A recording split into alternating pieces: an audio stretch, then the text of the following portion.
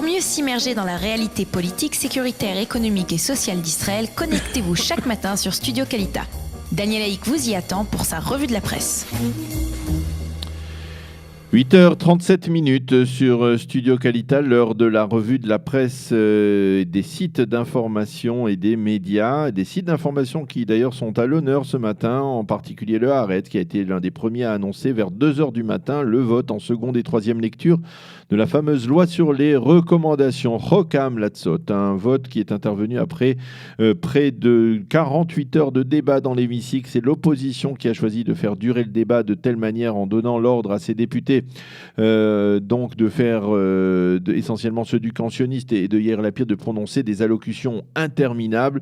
Cela a donné lieu à certaines scènes plutôt cocasses à la tribune de la Knesset où l'on a vu un député réciter des prières et des poèmes et certains d'autres citer des extraits de la Bible ou d'autres raconter des pages dites de l'histoire de l'Europe sans rapport avec Israël.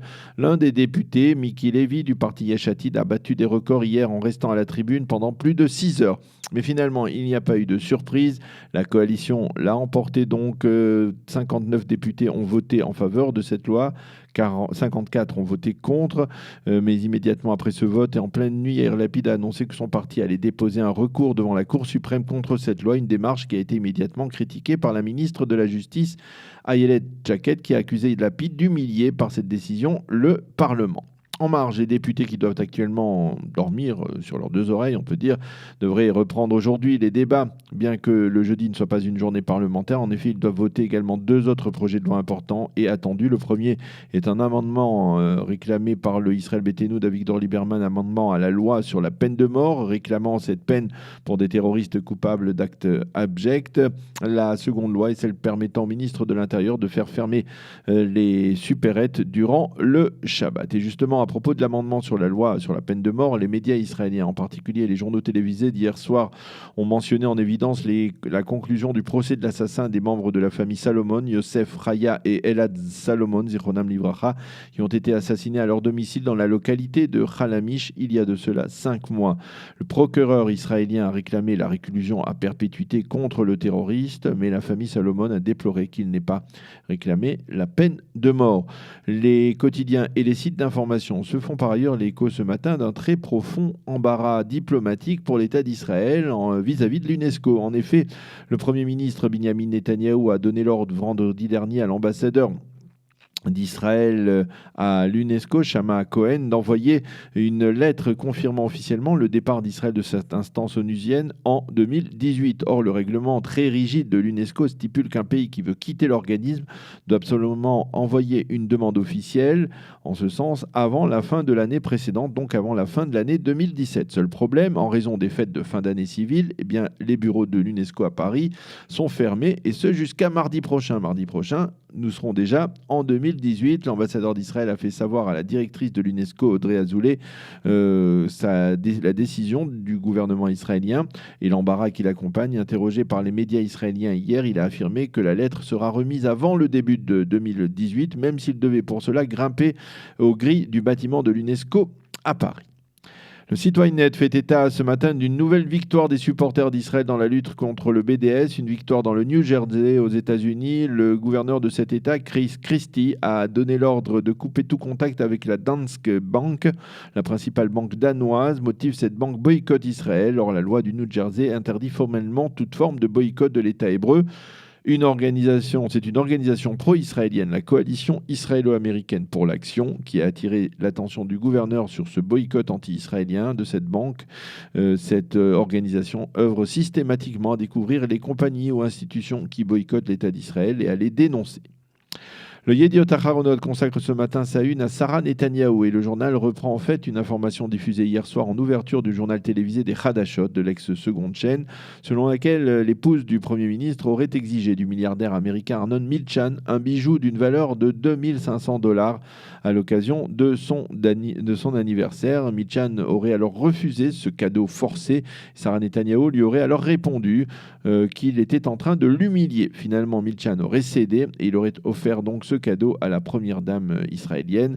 C'est ce que Milchan aurait raconté aux enquêteurs de la police dans le cadre de l'enquête sur le dossier 1000. Il aurait même dit qu'il avait fourni du champagne à Sarah Netanyahou pour que celle-ci laisse Binyamin Netanyahou un peu tranquille, avant de préciser que Sarah, je cite, n'avait pas de limite.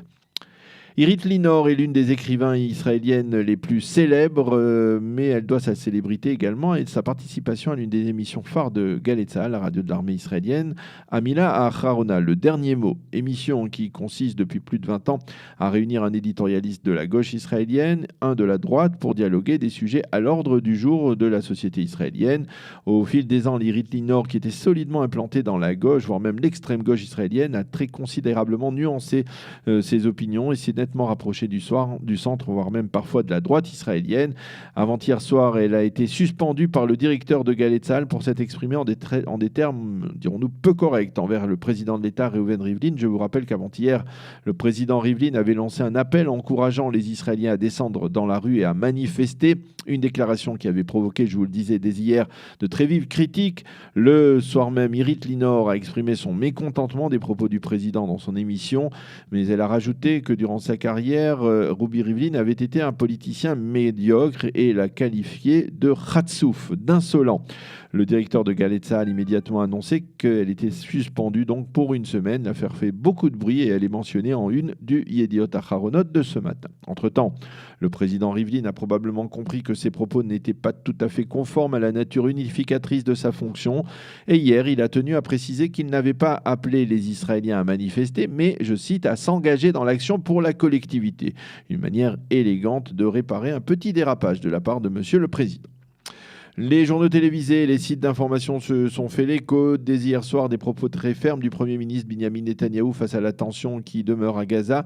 Nous ne tolérerons pas une dégradation de la situation dans cette région et nous n'accepterons pas également l'implantation à proximité de notre frontière avec la Syrie d'éléments iraniens. M. Netanyahou a tenu ses propos lors de la cérémonie de clôture du prestigieux cours des pilotes de chasse de l'armée de l'air israélienne, un cours le 175e depuis la création de l'État d'Israël en 1948, qui a été terminé par 49 pilotes et navigateurs, dont une femme. Le Israël Hayom consacre ce matin sa manchette au cas très dur et très émouvant d'Ayelet Lévi, dont les 2 enfants souffrent d'une maladie chronique grave. Pour les soigner, elle a absolument besoin de médicaments extrêmement coûteux et elle attend de connaître la décision de la commission chargée de former le panier des médicaments de santé publique qui seront pris en charge par l'État et qui peuvent donc aider les 2 jeunes enfants, ces 2 jeunes enfants, Ethan 12 ans et Yair 11 ans. Le Times of Israel consacre ce matin sa page d'ouverture au Salon de l'Alia et de l'intégration qui a été organisé la semaine dernière à Jérusalem par l'organisme Nefesh Benefesh qui se consacre, on le sait, à l'Alia et à l'intégration des Juifs d'Amérique du Nord. L'objectif de ce salon était d'expliquer aux Olim, essentiellement donc d'Amérique du Nord, que si la vie est effectivement très chère à Tel Aviv ou Jérusalem, elle l'est bien moins dans la périphérie. C'est ainsi que parmi les stands dressés dans la salle d'un grand hôtel de Jérusalem, on pouvait trouver la semaine dernière des municipalités, des représentants des municipalités du sud et du nord du pays et des conseils régionaux comme celui de Tamar dans la Harava. Selon l'expert de Nefesh Benefesh, 76% des Olim s'installent dans le centre du pays entre Tel Aviv et Jérusalem, contre 24 qui osent faire le pas et s'installer en Galilée ou dans le Negev. Un couple d'Olim interrogé par le Times of Israel a reconnu qu'il y avait une véritable problématique. Nous habitons pour l'instant à Jérusalem et nous y avons trouvé des communautés d'accueil séduisantes, mais nous vivons tous dans des 2 pièces et il n'est pas possible de continuer à vivre ainsi. Donc c'est une information que l'on trouve ce matin dans la version en français du Times of Israel, ce qui nous ramène également à un titre que je vous ai déjà cité tout à l'heure dans les premiers titres du premier journal de cette heure d'actualité, puisque nous sommes à la fin de l'année 2017 et c'est l'heure des bilans en matière d'Aliyah. Selon les données fournies par le ministère de l'Aliyah et de l'intégration en Israël, près de 29 000 Olim sont montés en Israël en 2017, dont 3 356 sont montés de France. Le Israël Hayom nous précise que l'une des dernières familles d'Olim de France de cette année 2017 est la famille Semama, dont Steve, 38 ans, Galit, 32 ans, et leurs 4 enfants. Steve est pharmacien, Galit avocate, et cela fait longtemps qu'ils envisagent de réaliser leur Aliyah. Ils ont donc réalisé leur rêve hier. On leur souhaite beaucoup de réussite dans cette intégration en Israël. Voilà, c'est la fin de cette revue de la presse et des médias israéliens de ce matin. Pour mieux s'immerger dans la réalité politique, sécuritaire, économique et sociale d'Israël, connectez-vous chaque matin sur Studio Kalita.